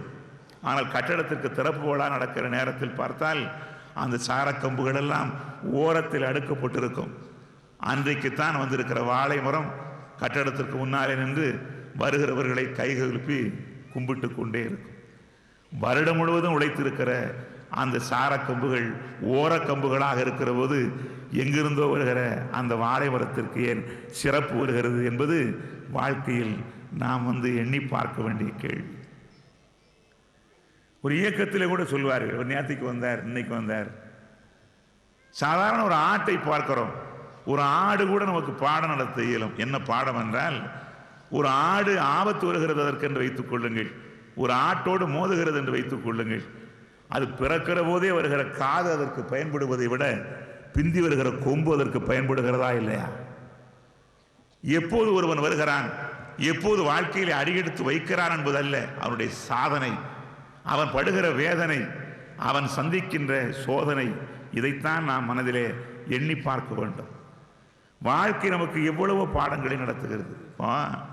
பார்த்திபன் இங்கே இருக்கிறார், அவருடைய கிறுக்கல்கள் இங்கே மீண்டும் இங்கே மலரப்போகிறது. சென்னையிலே தமிழகத்தினுடைய முதல்வர் வெளியிட்ட போது அந்த விழாவில் நான் பேசினேன். ஒரு அருமையான சிறந்த அற்புதமான ஒரு கவிதை தொகுதி. இந்த கிறுக்கல்கள் என்பதை எண்ணி பார்க்கிற போது தான் நான் நினைத்தேன், மகாகவி பாரதி அவன் நமக்கு பாடல்களாலே பாடம் நடத்தினான். நிறைய கவிஞர்கள் நாட்டில் இருக்கிறார்கள். தமிழ்நாட்டில் என்ன சிக்கல்னா, மற்ற நாடுகளில் கவிஞர்கள் பிரபலங்களாக இருக்கிறார்கள். தமிழ்நாட்டில் பிரபலமானவர்கள் எல்லாம் கவிஞர்கள் என்று நினைக்கிறார்கள். இதில் பெரிய சிக்கல் இருக்கு. தமிழ்நாட்டில் ஒரு தொழிலதிபர் இருக்கிறார். அவர் மேடையில் ஒரு நாள் உட்கார்ந்துருக்கும்போது பேசினார், நான் காஞ்சிபுரத்துக்கு சங்கராச்சாரியரை பார்க்க போனேன், திரும்பி வருகிறதுக்குள்ள காரில் ஒரு 300 கவிதை வந்து விட்டதுன்னார். நான் சொன்னேன், கொஞ்ச நாளைக்கு நான் இருக்கணும்னு நினைக்கிறேன், இல்லைன்னா தற்கொலை பண்ணிடுவேன். காஞ்சிபுரத்துக்கு போயிட்டு வர்றதுக்குள்ள 300 கவிதை வந்ததுன்னா அதில் ஒன்று கூட கவிதையாக இருக்காதுன்னு அர்த்தம். கவிதைக்கு நான் ஒரு இலக்கணம் சொன்னேன், என்ன தெரியுங்களா? எப்போதும் வருவதல்ல கவிதை, எப்போதோ வருவது கவிதை. நினைத்தால் வருவதல்ல கவிதை, இதயம் கனத்தால் வருவது கவிதை. அந்த இலக்கணத்திற்கு முற்றிலும் பொருத்தமானவர் நம்முடைய பார்த்திபன். அவ்வளோ அருமையாக எழுதியிருக்கிறார். இப்போ இந்த கவிதை நமக்கு என்ன பாடம் நடத்துது? அதில் என்ன பாடம் கிடைக்கும்? பாரதியாருடைய கவிதையில் பாடம் இருக்கிறது. வயிற்றுக்கு சோறிட வேண்டும் இங்கு வாழும் மனிதருக்கெல்லாம் என்று சொன்னான். பல பேர் வயிற்றுக்கு சோறிட வேண்டும் இங்கு வாழும் மனிதருக்கெல்லாம் சொல்லிடுவான். சொல்லுவது எளிது, ஆனால் சொல்லிய வண்ணம் வாழ்ந்தானா என்று தான் உலகம் பார்க்கும். 1000 கவிஞர்களில் ஒருத்தன் தான் நிற்பான். ஏன் நிற்கிறான் என்றால், எழுத்தால் அல்ல, சரிகை வேலைப்பாடால் அல்ல, அந்திவானத்தை விட அழகான சொற்களை தொகுத்து எழுதலாம், முல்லை மொக்குகளை விட அருமையாக எழுதலாம், பின்னிரா பொழுதுகளில் செம்பஞ்சு குழம்பு கொண்டு பித்திகை அரும்புகளால் எழுதி காட்டலாம். அது நிற்காது. எழுதியபடி வாழ்கிற வாழ்க்கை ஒன்றுதான் நிற்கும், கவிதை கூட நிற்காது, வாழ்க்கை நிற்கும். பாரதி இன்றைக்கும் சாவை வென்று வாழ்கிறான் என்றால் என்ன காரணம்? அவன் வாழ்க்கை நமக்கு நடத்துகிற பாடம் அவனுடைய வரிகள் அல்ல, அவனுடைய வாழ்க்கை. வயிற்றுக்கு சோறிட வேண்டும் இங்கு வாழும் மனிதருக்கெல்லாம் என்று சொன்ன வரிகள் அல்ல. அவன் வாழ்க்கையில் ஒன்று நடந்தது. திருநெல்வேலி எங்கள் ஊர், சுலோசன முதலியார் பாலம்னு இருக்கு, இன்னைக்கும் பார்க்கலாம். கீழே மணலாக இருக்கும். நடந்து போனான் பாரதி. செம்மாந்த நடையில் அவன் போன போது முண்டாசு கட்டும் முறுக்கிவிட்ட மீசையும் கனல் பறக்கிற கண்களுமாக கந்தர்வ பறவை நடந்து போகிறான். அவன் நடந்து போகிற போது பேசிக்கிட்டே போகிறான். என்ன சொன்னான்? சுத்தானந்த பாரதி கூட வந்தேன். அவன் சொல்லிகிட்டே போகிறான், ஓய், எங்கள் ஊரில் அடிக்கடி ஓய்மா பாரும், ஓய் என்கிட்ட 20 ரூபாய் இருக்கிறது, இந்த 20 200 ஆகும், 200 2000 ஆகும், 2000 20000 ஆகும், பாரும் ஓய், பாரும் ஓய் அப்படின்னு. இவருக்கு ஒரு சந்தேகம், விட்லாச்சாரியாருடைய தெலுங்கு படத்தில் கூட இது நடக்காதே, 20 எப்படி 200 ஆகும்னு இவருக்கு சந்தேகம் வந்தது. சந்தேகம் வந்த உடனே இவர் கேட்கணும்னு பார்த்தார். அதுக்குள்ள அவன் சொன்னான், என்னிடத்தில் 20 ரூபாய் இருக்கிறது, அதை வைத்து அமிழ்தம் என்ற ஒரு தமிழ் பத்திரிகை ஆரம்பிக்க இருக்கிறேன், அது உலகமெல்லாம் விற்கப் போகிறது, பிறகு பாருங்க போயின்னா. பாரதி அப்படி கனவுகள் கண்டவன். இப்போ என்கிட்டலாம் எனக்கு ஒருத்தன் பிடிக்கலன்னு வச்சுக்கிடுங்க, பத்திரிகை நடத்துன்னு சொல்லிடுவேன், கண்டிப்பாக கட்டுருவான். பாரதி சொல்றான் 20 ரூபாயை வைத்துக்கொண்டு அமிழ்தம் என்ற பத்திரிகை ஆரம்பிப்பேன், உலகமெல்லாம் விற்கும்னு சொல்றான். இது பாரதி. அப்படி அவன் கனவுகளிலே சஞ்சரித்த போது எங்கிருந்தோ ஒரு குரல் கேட்டது. அந்த குரலை சொல்லிச்சு, இனி நாளெல்லாம் அலைஞ்சேன், ஒரு என் கூடப்பழத்தில் ஒரு பழம் கூட வைக்கலையே ஆண்டவனே, நான் என்ன பண்ணுவேன், என் குழந்தைகளுக்கு என்ன பண்ணுவேன், சாப்பாட்டுக்கு என்ன பண்ணுவேன்னு ஒரு அம்மா சத்தம்.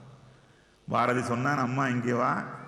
பாரதி வாழ்கிற காலத்திலே ஒரு தாய் தன்னுடைய குழந்தைகளுக்கு கஞ்சி இல்லை என்று வருந்துவதா, அம்மா அப்படின்னு சொல்லி கூடையை கீழே இறக்குனா பழங்களையெல்லாம் அள்ளிக்கொள்ளும் என்று சொல்லி சுத்தானந்த பாரதிக்கு சொல்லிட்டு எவ்வளவுன்னு கேட்டான். 6 ரூபான்னா. இத்தனைக்கு 6 தானா என்று சொல்லி 20 அவள்கிட்டே கொடுத்தான். உனக்கு எத்தனை குழந்தைகள்னா? 2 பெண்மக்கள்னா. நமக்கும் அப்படியேனா. நிமிர்ந்தான், நடந்தான், அந்த 20 மறந்தான்.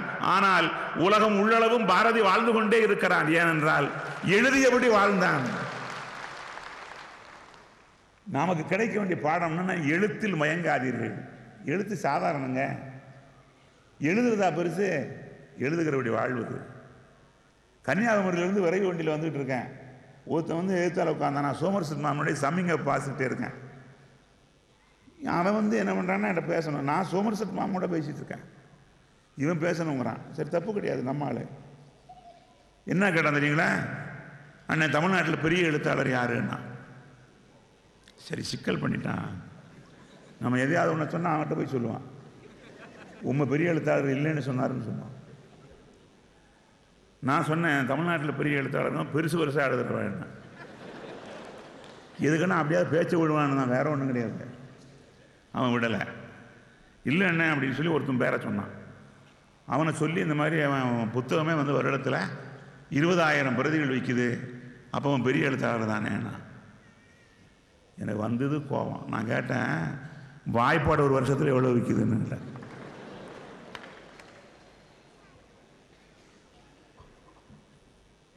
வாய்ப்பாடு ஒரு 10 லட்சம் விற்குதுன்னா அது கவிதை புத்தகம் நடத்துமாண்ணா? வாழ்க்கைக்கு வழிகாட்டு தானே?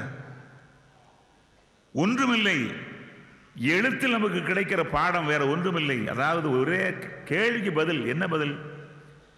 எழுதுவதற்கு முன்னாலே இவர் எப்படி இருந்தார், எழுதிய பிறகு இவர் என்ன ஆனார், படிப்பதற்கு முன்னாலே நீ எப்படி இருந்தாய், இந்த எழுத்தை படித்ததற்கு பிறகு நீ என்ன ஆனாய்.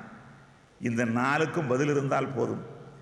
ஒரு எழுத்து படிக்கிறவரை மாற்றாவிட்டால் கூட எழுதுகிறவனையே மாற்றாவிட்டால் அவன் ஏமாற்றுக்காரன் என்ற அர்த்தமே தவிர அவன் எழுத்தாளன் அல்ல. பொழுதுபோக்குறதுக்காக எழுதுறதா? அவங்கள்ட்ட சொல்லிட்டா பொழுது போக மாட்டேன்னு சொல்லி அழுத அடம் பிடித்ததா? இல்லை. இதைத்தான் எப்பொழுதும் நினைவிலே கொள்ள வேண்டும். எது சிறந்த எழுத்து என்றால் எழுதுகிறபடி வாழ வேண்டும். பாரதி அப்படி எழுதுகிறபடி வாழ்ந்தவன். எழுதுகிறபடி வாழ்கிறவன் தான் நிற்பான். அது ஒன்று தான் எழுத்து, மற்றது எழுத்து அல்ல. இப்போ பெண்ணடிமைத்தனத்துக்கு எதிராக எழுதுவான், வீட்டில் மனைவி அடிக்கிறவனாக இருப்பான். அப்படி இருந்தான்னா அவன் ஏமாற்றுக்காரன், அவன் எழுத்தாளன் அல்ல. அதனால தான் பாருங்கள், 2000 ஆண்டு தமிழ் இலக்கிய வரலாற்றில் திருவள்ளுவன், கம்பன், இளங்கோ நிறுத்திட்டானே. 2000 ஆண்டில் 3 பேர் தான் எழுதியிருக்கானே. வாழுகிறது வாழ்க்கை, அவன் வாழ்க்கையை நமக்கு தெரியாது. நான் உங்களுக்கு சொல்வது, எழுதுகிறபடி வாழ்ந்தால்தான் அது வாழ்க்கை. பாவேந்தர் பாரதிதாசன் அவருடைய பில்கணியம்ங்கிற அந்த வடமொழி காவியத்தை தமிழில் பண்ணார புரட்சி கவின்னு. அது நமக்கு என்ன பாடம் சொல்லுது? எல்லாமே பாடம் தான். உலகத்தில் எதை எடுத்தாலும், நண்டின்கால் நாட்டியமாக இருந்தாலும், நத்தியாவட்டை செடியினுடைய நளின சிரிப்பாக இருந்தாலும், நாட்டிய மங்கையினுடைய குலுங்கலாக இருந்தாலும், நாம் படிக்கிற புத்தகமாக இருந்தாலும், எல்லாம் பாடம் பாடம் பாடம். ஒன்றும் இல்லை. ஒரு கதை எடுத்துக்கிட்டார், நாட்டுக்கு பாடம் நடத்தினார் பாவேந்தர் பாரதிதாசன். நீங்களெல்லாம் அறிந்து கொண்டிருப்பதைப் போல தமிழ் உணர்வு மிக்க பாவேந்தர் பாரதிதாசன் அந்த பாடலிலே சொன்னார். அதாவது ஒரு அரசன் இருந்தான், அவனுக்கு அழகிய மகள் அமுதவல்லின்னு பேர். இந்த அமுதவல்லி அவளுக்கு எல்லாம் வருகிறது, கவிதை வரவில்லை. கவிதையை ஒருத்தன் கற்றுக் கொடுக்கணும். கற்றுக் கொடுக்கறதுக்கு ஆள் பார்க்குறாங்க. ஆள் பார்த்தால் ஒருத்தன் கிடைச்சான். அப்போ அமைச்சர் சொன்னார், வரும் பொருள் உரைப்பார் அமைச்சர். வரும் பொருள் சொல்கிறவன் தான் மந்திரி. அதாவது வரும் பொருள் உரைத்தல். இப்போ அரசாங்க அலுவலகத்தில் முன்னெல்லாம் போட்டுப்பான், புஷ்ன்னு போட்டிருப்பான். இப்போ தமிழில் போட்டிருக்கிறான் தள்ளு. எங்கள் ஆள் ஒருத்தன் சொன்னான், நான் தள்ளிக்கிட்டு உள்ளே போனேன், ஒன்றும் வேலையே நடக்கலையேண்ணா. நான் சொன்னேன், நீ விளைங்கிறதே அவ்வளோதான் ஐயா. தள்ளு தள்ளுன்னா அதுக்கு வேறு பொருள் இருக்குது, அள்ளுங்கிற பொருள். அதுபோல் அவன் மந்திரி சொன்னான், அந்த மாதிரி ஒரு அர்த்தம் இருக்கான், நல்லா சொல்லிக் கொடுப்பான். ஆனால் ஆள் அழகானவன், உன் பொண்ணு அழகு, 2 அழகும் சேர்ந்ததுன்னா சிக்கலாகும். பள்ளிங்கிறதுக்கு வேற ஒரு அர்த்தமும் இருக்குது. அதனால என்ன பண்ணலான்னா, நீ சொல்லுன்னா அமைச்சர் சொன்னார் ஒரு வழி இருக்குது. ஒன்று சொல்லுவோம், அரசன் மகள்கிட்ட அமுதவல்லிக்கிட்ட சொல்லும்போது, இந்த கவிஞன் விழியில்லாத அந்தகன், அரசியலங்குமரிகள் வெளியில்லாத அந்தகனை பார்க்கக்கூடாதுன்னு அவன்கிட்ட சொல்லிடுவான். அந்த பொண்ணுக்கிட்ட சொல்லும்போது, இவன் தொழுநோயாளி, நீ அரசியலங்குமரி அவரை பார்க்கவே கூடாதுன்னு அவன்கிட்ட சொல்லிடுவான். சொல்லிட்டான். இடையில திரை பாடம் நடக்குது. ஒரு கவிதை நமக்கு சொல்லுகிற பாடத்தை பாருங்க. பாடம் நடந்தா என்னன்னு கேட்டீங்கன்னா, இலக்கண இலக்கியங்களையெல்லாம் கற்றுக்கொண்டாள், கவிதை புனையை கற்றுக்கொண்டாள். அவன் நினச்சிக்கிட்டு இருக்கான் அவன் வெளியில்லாத அந்தகன், கண் பார்வை இல்லாதவன். ஒரு நாள் ஒரு அருமையான நிலாப்பொழுது நேரம். இந்த நிலாப்பொழுது நேரத்தை நினைக்கிற போதெல்லாம் என் வாழ்க்கையை நான் நினைத்து பார்க்கிறேன். நான் ஆசிரியராக தான் கொஞ்சம் நாளைக்கு ஆங்கில ஆசிரியர். பள்ளிக்கூடத்தை விட்டு சீட்டை கழிச்சிட்டான் அந்த பாட்டை சொன்னதுக்காக. நீலவான ஆடைக்குள் உடல் மறைத்து நிலவென்று காட்டுகின்றாய் ஒளிமுகத்தை, கோலம் முழுதும் காட்டி விட்டால் காதல் கொள்ளையிலே சாமோ சொக்க வெள்ளி பார்க்கூடமோன்னு பாட்டு, பாரதிதாசன் பாட்டு. இந்த பாட்டை சொன்னதுக்காக தலைமை ஆசிரியர் எனக்கு சீட்டை கழிச்சார். 10ஆம் வகுப்பில் எனக்கு வேலை ஆக்டிவ் வாய்ஸ் பாசிவ் வாய்ஸ் சொல்லிக் கொடுக்குறது. நான் ஆங்கில ஆசிரியர். தமிழ் படித்தவொன்னு தமிழ் சும்மா இருக்கக்கூடாது. இன்னைக்கு பாரதிதாசனுடைய நினைவு நாள், அவரை கொஞ்சம் பார்க்கலாம்னு நான் ஏன் சொல்லணும்? நான் ஆங்கில ஆசிரியர் சும்மா இருக்கணும் பேசிவிட்டேன். அது என்னன்னு கேட்டால் 10ஆம் வகுப்பில் பாடமாக இருந்தது, நீலவான ஆடைக்குள்ளேங்கிற பாடல். அதாவது ஆண்களும் பெண்களும் மாணவர்கள் மாணவிகள் 2 பேரும் இருக்காங்க.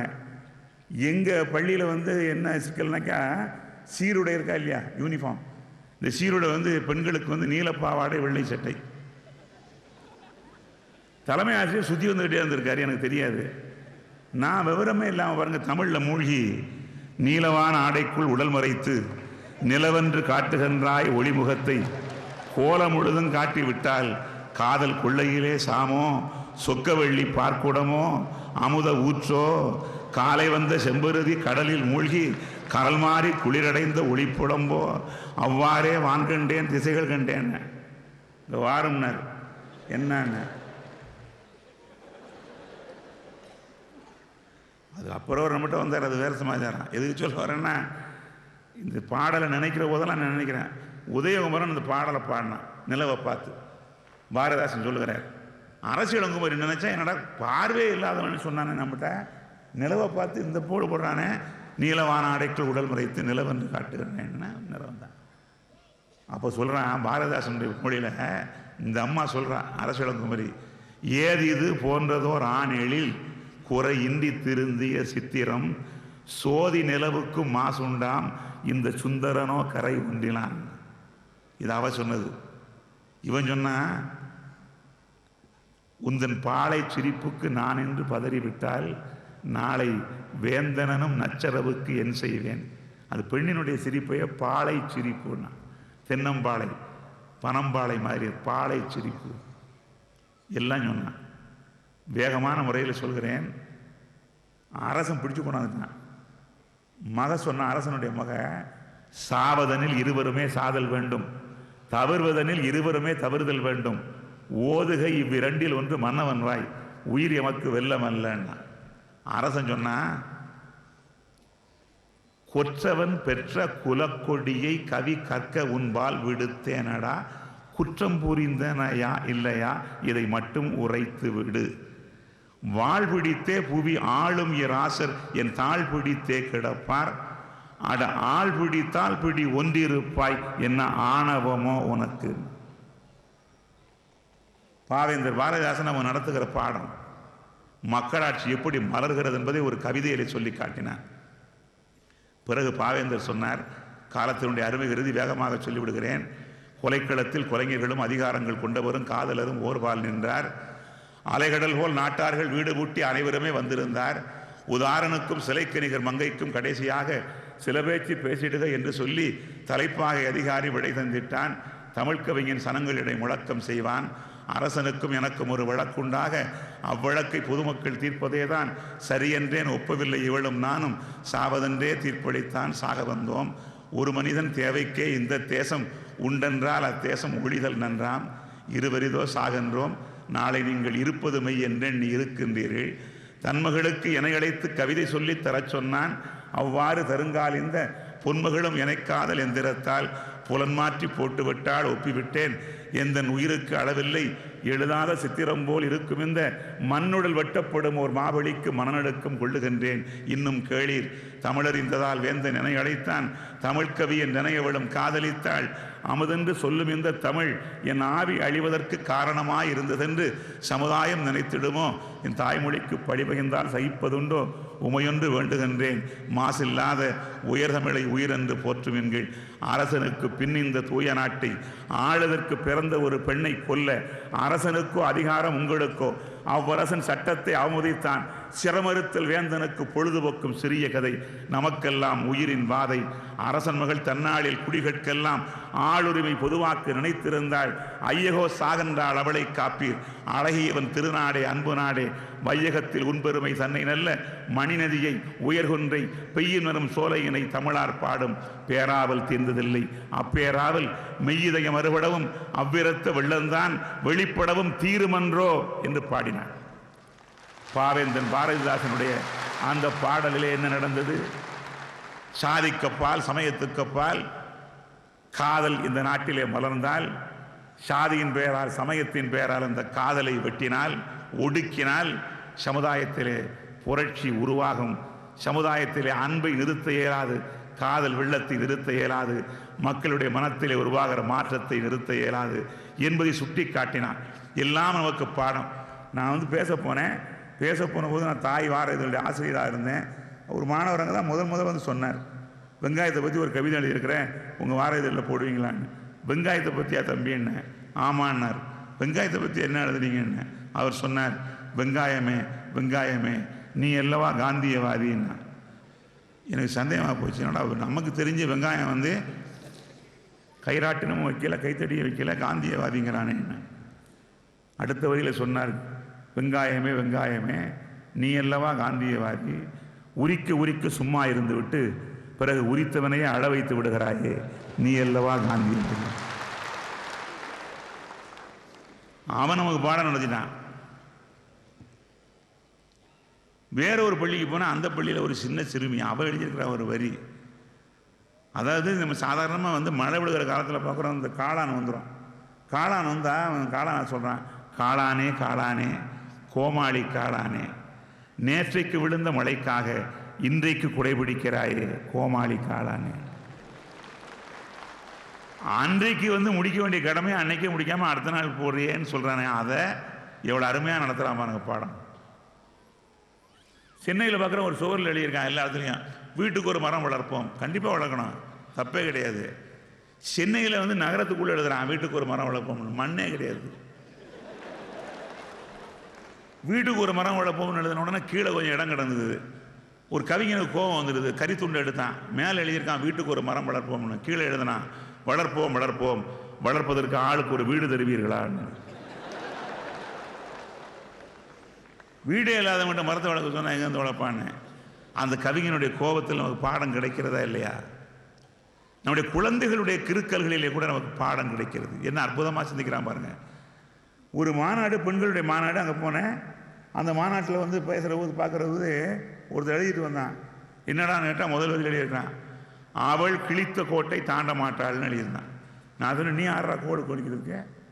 புதுமை பெண், அவளுக்கு நீ என்ன கோடு கிழிக்கிறது? மறுவரிய பாரும்னா கீழே எழுதியிருக்கான், அவள் கிழித்த கோட்டை தாண்ட மாட்டாள், அழித்து விட்டுத்தான் அப்பாலே போவாள். எப்படி சிந்திக்கிறான் பாருங்க. அற்புதமான சிந்தனை, ஆற்றல் வாய்ந்த சிந்தனை. இன்னைக்கு தமிழ்நாட்டில் நான் பெருமைப்படுகிறேன். நம்ம ஒன்றும் பின்தங்கி விடவில்லை. தமிழ் மொழி வாழுகிற இடத்திலெல்லாம் அந்த சிந்தனை இருக்கு. ஆனால் வாழ்க்கையில் ஒரு பாடம் உங்கள் சிந்தனைக்கு மட்டும் வைக்கிறேன், அத்தோடு நான் நிறுத்திக் கொள்கிறேன். ஒரு சிந்தனை ஒன்று நினச்சி பாருங்க, செயல் செய்கிறவனுக்கு இருக்கிற இடம் எது, செயலை பதிந்து வைத்துக்கிறவனுக்கு வைக்கிற இடம் இது. சேரன் செங்குட்டுவன் செயல் செய்தவன், கனகவசியருடைய தலையிலே கல்லேற்றியவன் என்று வரலாறு பேசுகிறது. அவனுக்கு படம் வரைந்து என்ன பண்ணியிருக்கோம், ராசாசி மண்டபத்துக்குள்ளே வச்சு பூட்டி வச்சிருக்கோம். செயலை செய்தவன், அந்த செயலை பதிந்து வைத்தவன் தான் இளங்கோவடிகள். அந்த இளங்கோவடிகளுக்கு கடற்கரையில் சிலை வைக்கிறோம். செய்தவன் முக்கியமா, செய்ததை எழுதியவன் முக்கியமா? இந்த சிந்தனை உங்களுக்கு வைப்பதற்கு காரணம், ஒரு படத்திலும் சிலையிலும் கல்லிலும் கூட நமக்கு பாடம் இருக்கிறது என்பதுதான். நிறைவாக உங்களுக்கு ஒன்றை சொல்கிறேன். உலகத்தில் கற்றவர்கள் என்று பாடம் நடத்துகிறார்கள், கல்லாதவர்கள் பாடம் பெறலாம், எல்லாவற்றிலும் பாடம் பெறலாம். ஆனால் இந்த உலகத்தில் ஒன்றை நீங்கள் மறந்துவிடக்கூடாது, என்றைக்கும் உள்ளத்திலே கொள்ள வேண்டும். தாய்மார்கள் இருக்கிறார்கள், தந்தையர், சகோதரர் எல்லாருக்கும் வணங்கி சொல்கிறேன், இந்த உலகத்தில் நீ எதை மறந்தாலும் மறக்கலாம், ஆனால் பெற்றவர்களை ஒருபோதும் மறக்கக்கூடாது. கல்வி தருகிற ஒரே பாடம் அதுதான். கல்விக்கு வேறு பாடம் இல்லை, முதல் பாடம் அதுதான், பெற்றவள். தமிழில் சொல்றான் அம்மாங்கிறான். அம்மான்னா சார் அர்த்தம்? அம்மானாலும் தாயினாலும் அன்னைனாலும் ஒன்றா? உனக்கு மொழியே தெரியலன்னு அர்த்தம். You have no perception of fundamental of ஃபிலாலஜி.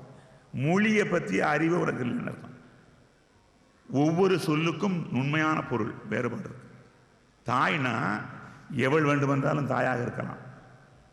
செவிலி தாய்ங்கிறான், வளர்க்கிறவளை செவிலி தாய். செவிலி அம்மான்னு எழுதுவாங்களா? எழுத மாட்டாங்க. ஒருத்திக்காக வேறொருத்தி கருவுற்று குழந்தையை பெற்று தருகிறார். இன்னைக்கு விஞ்ஞான வளர்ச்சி. அவளுக்கு என்ன பேர்? வாடகை அம்மான்னு பேரா? வாடகை தாயின்னு பேர். ஏன்? எவள் வேண்டுமென்றாலும் தாயாக இருக்கலாம்.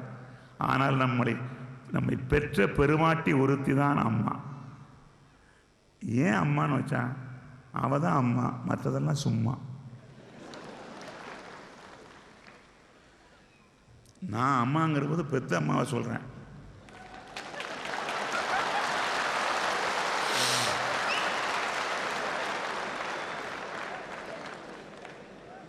நான் கொஞ்ச நேரத்தில் அதுக்கு வேற அர்த்தம். விடிந்தால்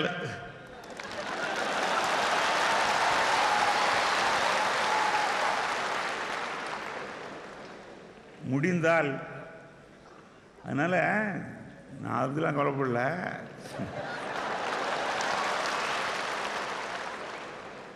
நான் உங்களுக்கு வணக்கத்தோடு சொல்வது என்னன்னு கேட்டால், அம்மாங்கிற சொல் எப்படி தமிழுக்கு வந்ததுன்னா, அம்மாங்கிற சொல் இருந்தது. அம்மா என்றால் அழகிய, அம்மான்னா ஈரம், அம்மான்னா மென்மையான, அம்மான்னா கேட்பாயாகன்னு அர்த்தம். அப்போது நமக்காக அப்பாவிடத்திலே கேட்கிறவள், நமக்காக ஆசிரியனிடத்திலே கேட்கிறவள், நமக்காக அல்லாவிடத்திலே, நமக்காக இறைவனிடத்திலே கேட்கிறவள். அப்படி கேட்கிறவள் அம்மா. தன்னுடைய குழந்தை தத்து பித்து என்று சொன்னாலும் என் குழந்தை பேசியது தத்துவம் என்று சொல்கிற உலகத்தினுடைய ஒரே உயிர் அந்த அம்மா. அவதான் அம்மா. அதான் மற்றதெல்லாம் சும்மா நான் சொன்னேன். பெற்றவள் அம்மா. அந்த பெற்றவள், அந்த பெருமாட்டி என்று நினைக்கிற போது இந்த உலகத்தில் கல்வி என்ன சார்? கல்வி கல்லூரிகளை இடித்து போடுங்கள், பல்கலைக்கழகங்களை கொளுத்துங்கள். படித்த பிறகும் தங்கள் பெற்ற அந்த அம்மாவை மதிக்காதவனை, மதிக்காதவளை பல்கலைக்கழகங்களே பட்டங்களை திரும்ப பெறுங்கள், விரட்டுங்கள் அவர்களை. தீவுகளில் கூடையவர்கள் வாழ தீண்டத்தகாதவர்கள். அம்மா தான் எல்லாம், பெற்றவள் தான் எல்லாம். இந்த உலகத்திற்கு ஒன்றுமில்லை. ஆதிசங்கர பகவத் பாதாள் அத்வைதியாக வந்த காக்கை குருவி எங்கள் சாதி, நீள் கடலும் மலையும் எங்கள் கூட்டம், நோக்க நோக்க களி ஆட்டம், நோக்கும் திசையலாம் நாமன்றி வேறில்லை என்று அத்வைதம் பேசிய ஆதிசங்கரன் புறப்பட்டு போகிறான். அம்மா நீ சாகிற போது நான் வருவேன் என்று சொன்னான். நான் சாவது உனக்கு எப்படிடா தெரியும் என்று கேட்டாள். அப்போது அவன் சொன்னான், அது கூட தெரியாவிட்டால் நான் என்ன சன்னியாசி என்று கேட்டான். சாக கிடந்தாள். ஆதிசங்கர பகவத் பாதாள் ஓடி வந்தான். அன்னையை மடியிலே தாங்கிக் கொண்டான். தாங்கிக் கொண்ட போது அவளுடைய உயிர் பிரிகிறது. பிரிகிற நேரத்திலே கேட்டான், அம்மா அம்மா சங்கரன் வந்திருக்கிறேன் அம்மா, சங்கரனை தெரிகிறதா அம்மா என்று கேட்டான் ஆதிசங்கரன். அந்த அம்மா சொன்னாள், சங்கரா சங்கரா, உன்னை தவிர எனக்கு வேறு ஒன்றுமே தெரியவில்லையடா என்று சொன்னாள். அவள் கதை முடிந்தது. ஆதிசங்கரன் இந்த உலகத்திற்கு நடத்தாத பாடமாய் இந்த உலகத்திற்கு கிடைத்து விட போகிறது. கல்வாரி குன்றிலே கழுமரத்திலே வானகத்திற்கும் வையகத்திற்கும் நடுவே இழிவுச்சாவை பரிசாக பெற்றாலும் இரட்சணியத்தை உலகத்திற்கு தந்தார் என்று கிறிஸ்தவர்கள் நம்புகிற இயேசு பெருமான் உழுத நிலம் போல அவருடைய உடல் கிடக்கிறது, தென்னை இலை போல கிழிந்து தொங்குகிறது, இரத்தம் வழிகிறது. அந்த இறுதி நேரத்திலே கூட தன்னுடைய அந்த அம்மாவை பார்த்து, இதோ உன் மகன், 31 வயதிலே உன்னை விட்டு போகிறேன் என்று கருதாதே அம்மா, இதோ அருளப்பர் என்று சொல்லிவிடுவான். சீடன் உன்னுடைய மகன், சீடனே உனக்கு அவள் அம்மா என்று இறைமகன் என்று சொல்கிற ஒரு தேவதூதன். உலகத்திலே எங்காவது கழுமரம் பூ பூக்குமா? கழுமரம் முதலாக பூ பூத்தது, அதுதான் இயேசு. அந்த இயேசு பெருமான் தன்னுடைய அன்னையை மறந்தாரா? பெற்றவளை மறந்தாரா? இது கல்வாரி நடத்துகிற பாடம், சிலுவை நடத்துகிற பாடம்.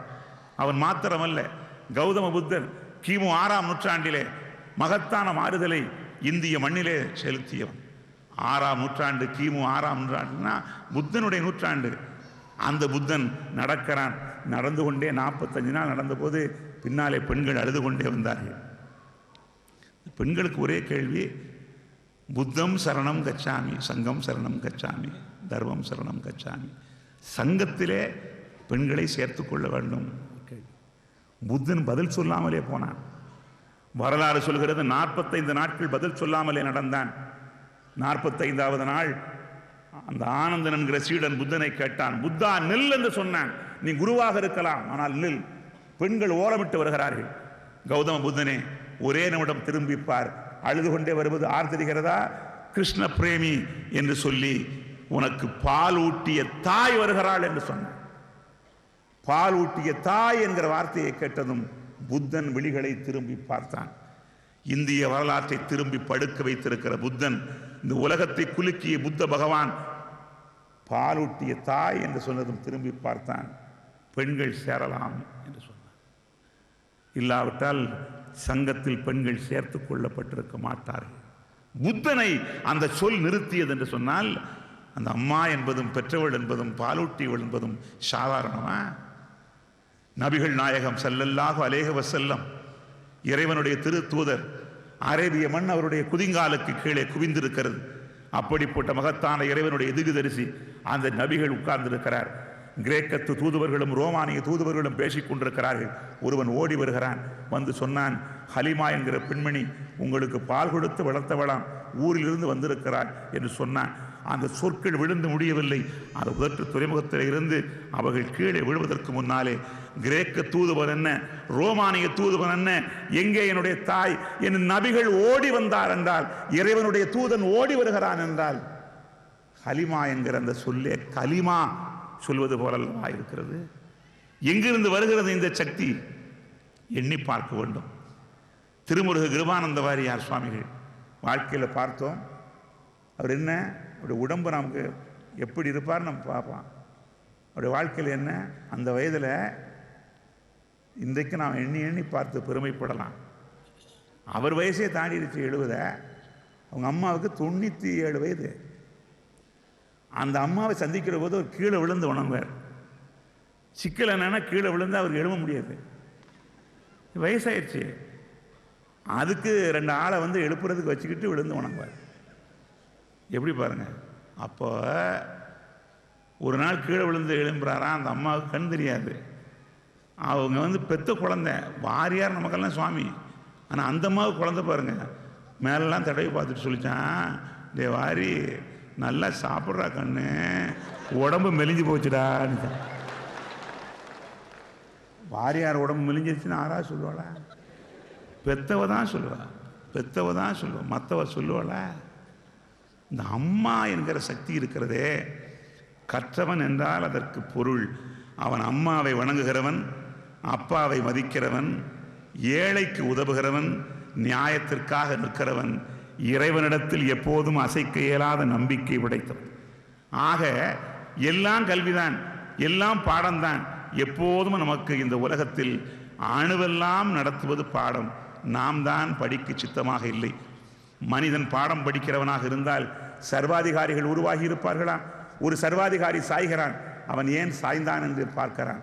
பார்த்த பிறகும் இவன் சர்வாதிகாரியாக மாறுகிறான் என்றால் என்ன காரணம்? மனிதன் பாடம் படிக்க மறுக்கிறான். நாம் படிக்கிறவர்களாக மாறுவோம். படிக்கிறவர்களாக மாறினால் நாம் ஒரு நாள் படிக்கப்படுவோம். படிக்கப்படுகிற வாழ்க்கையாக நம்முடைய வாழ்க்கை மலர இறைவன் உதவட்டும். இந்த அருமையான சந்தர்ப்பத்திற்காக உங்கள் எல்லோருக்கும் என்னுடைய நன்றி அறிதலை பாராட்டுதலை தெரிவித்து வணங்கி விடைபெறுகிறேன். நன்றி, வணக்கம்.